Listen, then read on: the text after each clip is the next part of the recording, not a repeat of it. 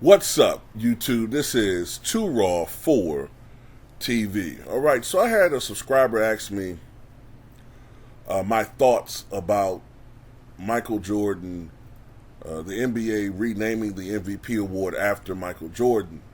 And I touched on it a little bit yesterday, talking about them renaming the award after Michael Jordan. But I want to talk about it in a video here more in depth. Now, like I said before over there, I don't have a big problem with them naming it after Michael Jordan. If you look at it from the context of, when most of the time we think of the MVP, we think of the consensus best player in the league.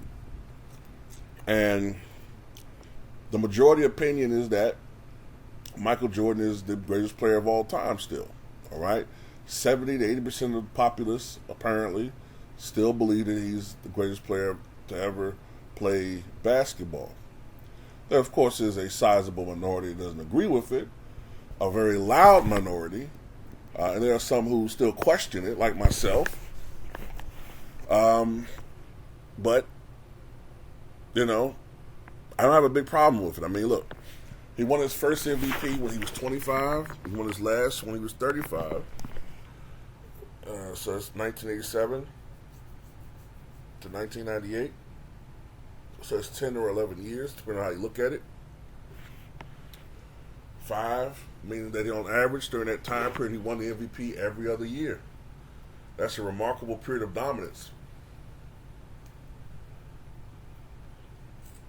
As a matter of fact, from 1991 to 1998, during that 7-year span, he won 4 of the MVPs.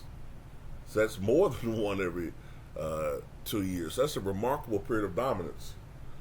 So, yeah, I have a problem with it. But the thing is, the player with the most MVPs is Kareem Abdul-Jabbar with 6. So a lot of people feel like, why is Kareem constantly slighted? He's slighted consistently. He has the most MVPs, but yet you named the award after Michael Jordan.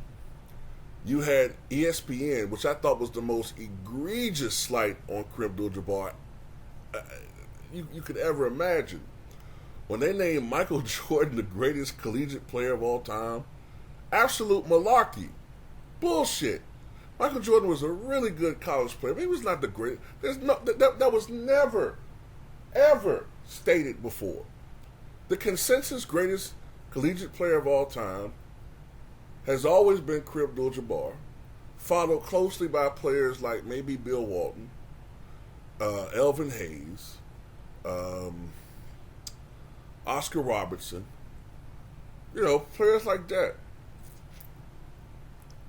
But at the end of the day, I'm eating some licorice, so at the end of the day, I think it just comes down to preference, man. Michael Jordan is marketable. He's the most marketable athlete in the history of the NBA. Amazingly popular. And, he still has made... Michael Jordan has remained relevant 20 years, nearly 20 years after he last played basketball, and nearly a quarter of a century after he won his last championship. You don't normally see that, but he's allowed himself to remain relevant. That's why Charles Barkley, no matter how we feel about him, right? Charles Barkley has remained relevant for so long because even in younger people's eyes, they look for Charles Barkley because he's remained relevant because of he was reinventing himself, whether it was as a basketball player or in the last few years as not only an analyst but an elder statesman when it pertains to basketball or sports analysis. Even if a lot of his analysis is not the most well thought out or most developed, I guess I'd say, of thought processes when it comes to sports. But still, he's very entertaining. I do want to say this though, when it comes to this whole GOAT thing and all that.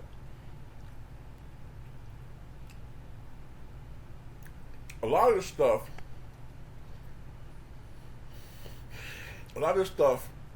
is generational.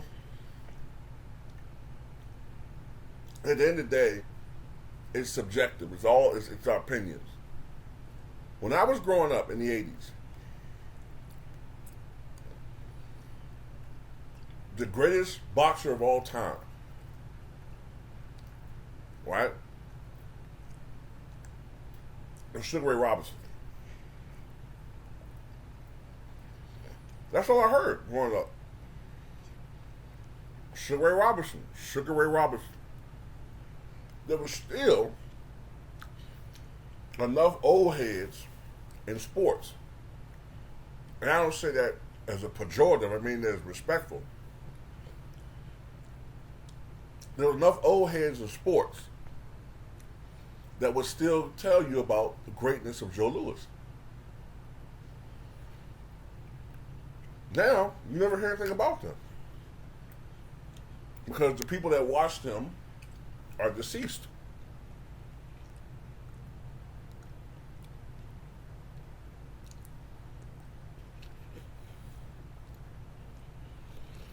You look at surveys of boxing in the 50s and 60s, most of the boxing analysts at that time didn't have kind things to say about Muhammad Ali, aka Cassius Clay. And they would tell you the greatest boxers of all time back then was Jack Johnson, Jim Jeffries, Joe Louis. You know, you hear different names. You would hear about what's his name? Henry Armstrong. You would hear about these fighters. You don't hear about these guys today because a lot of these people that cover boxing today, and I mean even the experts, they're not really boxing historians. They cover, they know the sport, but it's this thing now in our culture for young people to just look down on everything that came before 1980. Everything that came before them is inferior because there's this increasing narcissism that has crept into each generation. We're the best, and anything before us is inferior. And I see it with young people. Somehow, you got idiots like Draymond Green. I know I'm ranting about other stuff. Who thinks that anything that came before 1990 is grossly inferior, like it came out of the Civil War or some shit. It's really sickening.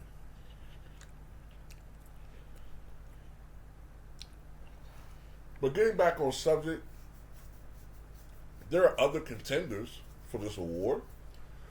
Bill Russell.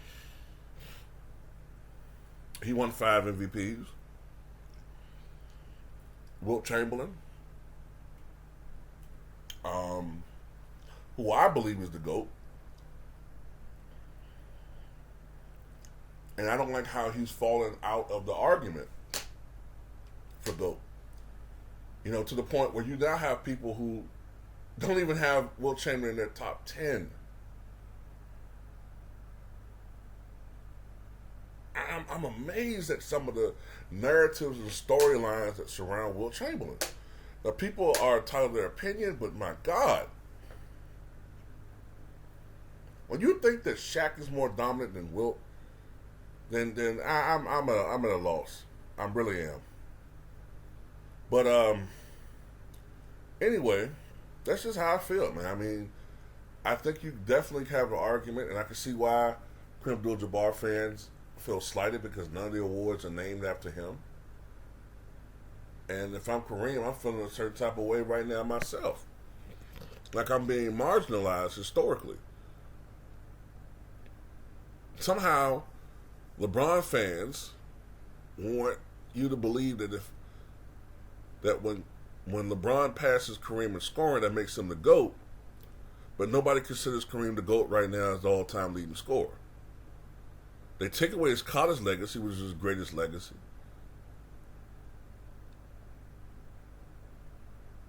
None of these awards are named after him. Hell, even the Most Improved Player award is named after George Mikan.